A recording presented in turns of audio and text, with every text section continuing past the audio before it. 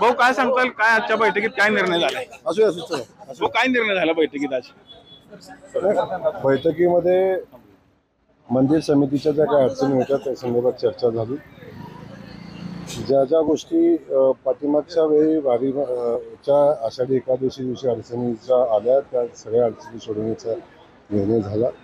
सगळ्यात महत्त्वाचं VIP passes बंद, VIP मुवमेंट बंद आणि या ठिकाणी येत असताना जो वारी आषाढीच्या पूजेचा विषय आहे माननीय मुख्यमंत्री मोदयांच्या हस्ते होतो त्यावेळी जो या ठिकाणी येणाऱ्या ज्या अडचणी आहेत त्याचाही आपण यावेळी व्यवस्था नीट लावण्याचा निर्णय या ठिकाणी झाला. आणि हे सगळं करत असताना दर्शनात उभ्या राहणाऱ्या रांगेतील भक्तांना अडचण येऊ नये, दर्शन कंटिन्यू चालू राहावं याची व्यवस्था या निमित्ताने केलेली आहे. आणि मंदिराच्या कामाच्या संदर्भात काही अडचणी होत्या, काही कामं पेंडिंग होती, ती कामं आषाढी वारीच्या अगोदर संपवण्यासाठी आणि काही वाळवंटातले काही अडचणी आहेत त्या संपवण्याच्या, दर्शन रांगेच्या काही अडचणी आहेत त्या ठिकाणी होणारा जो चिखल आहे त्या ठिकाणी अडचणी, तोही विषय मार्गी लावण्याचा निर्णय झाला. मंदिर परिसरात VIP गाड्यांची खरं तर यायची त्यामुळे भाविकांना त्रास होतो. आज तुम्ही चक्क चालत आलाय चौपाळ्यातून. आता VIP मुवमेंट बिलकुल या ठिकाणी बंद झाली पाहिजे ही भूमिका आपण घेतलेली आहे.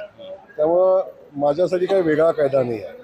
त्यामुळे आम्ही निर्णय घेतलेला आहे की जेव्हा गर्दीचा वेळ असतो, जेव्हा भाविक भक्त मोठ्या संख्येने या ठिकाणी येतात, वारकरी येतात, तेव्हा VIP मुवमेंटमुळे इथल्या व्यवस्थेला कुठं बाधा येता कामा नये म्हणून आपण VIP मुवमेंट बंद करावी ही सूचना दिलेली आहे. त्याची सुरुवात तुमच्यापासूनच, माझ्यापासूनच सुरुवात आहे. आणि याची सुरुवात हे करत असताना मी आपल्याला सांगेन की शेवटी सगळ्या व्यवस्था सोबत लागतात.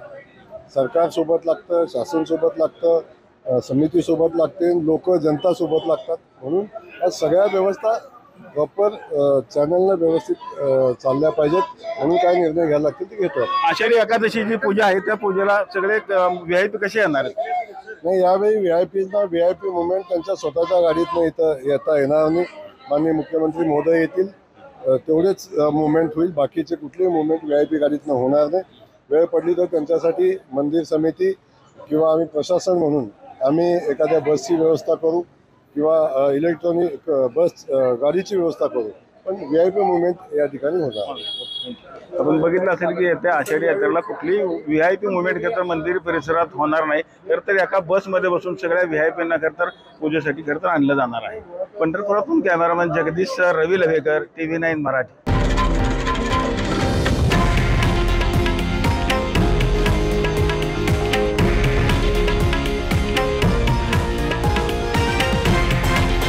हे आहे देशातील नंबर 1 न्यूज नेटवर्क आणि आपण पाहत आहात TV9 मराठी, एकमेव.